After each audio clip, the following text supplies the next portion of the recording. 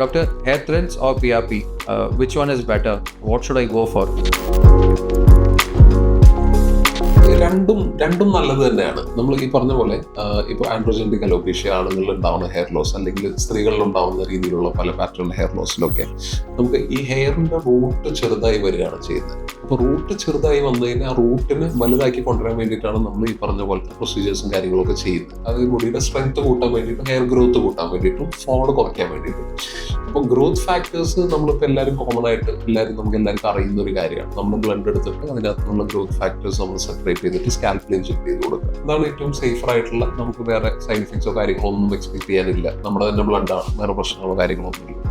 ഇതിന്റെ കൂടെ തന്നെ നമുക്ക് ചെയ്യാൻ പറ്റിയ ഒരു പ്രൊസീജിയറാണ് ത്രെഡ്സ് ഇടുക എന്ന് പറയുന്നത്. ത്രെഡ്സ് എന്ന് പറഞ്ഞു കഴിഞ്ഞാൽ ഒരു പോളിഡയാക്സിൻ എന്ന് പറഞ്ഞൊരു മെറ്റീരിയലാണ്, ഒരു ത്രെഡ് ഒരു മെറ്റീരിയൽ തന്നെയാണ്. ഇത് നമ്മൾ സ്കാൽപ്പിലോട്ട് ഇൻട്രൊഡ്യൂസ് ചെയ്ത് കൊടുത്തിട്ട് നമ്മൾ പുറത്ത് കാണുമൊന്നുമില്ല, നമ്മൾ സ്കാൽപ്പിലോട്ട് ഇട്ടിട്ട് നീഡിലെടുത്ത് കളയും. അപ്പോൾ ഈ ത്രെഡ് ഉള്ളിൽ കിടക്കും. ത്രെഡ് ബേസിക്കലി ഒരു ഫോറിൻ ബോഡി ആയത് കാരണം അത് നമ്മുടെ സ്കിന്നിലോട്ട് ഒരു പുതിയ കൊളാജൻ സ്റ്റിമുലേഷനും കാര്യങ്ങളൊക്കെ നടത്തുകയും ചെയ്യും, ബ്ലഡ് ഫ്ലോ കൂട്ടുകയും ചെയ്യും. അതിപ്പോൾ ഈ പുതിയ കൊളാജൻ വരുന്നതോട് കൂടിയിട്ട് ആ ഹെയറിന്റെ റൂട്ടും ഹെയറിന്റെ തിക്നെസ്സും കാര്യങ്ങളും കൂടി വരികയാണ് ചെയ്യുന്നത് ബേസിക്കലി.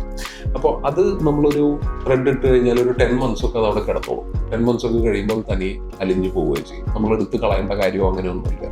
അപ്പോൾ അത് ബേസിക്കലി നമ്മൾ ഈ ഗ്രോത്ത് ഫാക്ടേഴ്സിന്റെ കൂടെയൊക്കെ നമ്മൾ ചെയ്യാറുണ്ട്. യൂഷ്വലി നല്ലോണം രണ്ടും കൂടി ചെയ്യുമ്പോൾ കുറച്ചുകൂടി നല്ലൊരു ബെറ്റർ റിസൾട്ട്സ് നമുക്ക് യൂഷ്വലി കിട്ടാറുണ്ട്.